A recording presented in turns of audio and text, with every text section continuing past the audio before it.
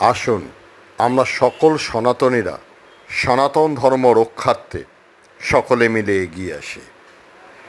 ভবিষ্যৎ প্রজন্মের কাছে আমরা যেন এক সনাতনী ভারতবর্ষ, এক গীতার বাণীর ভারতবর্ষ, এক ঋষি মহাপুরুষের ভারতবর্ষ, এক মানবিক ভারতবর্ষ যেন আমরা উপহার দিয়ে যেতে পারি। আমরা যেন সকল সনাতনীরা দেশ ও মাতৃকার চরণে এক মহান ভারতবর্ষ গঠনের লক্ষ্যে নিজেদেরকে সমর্পণ করতে পারি।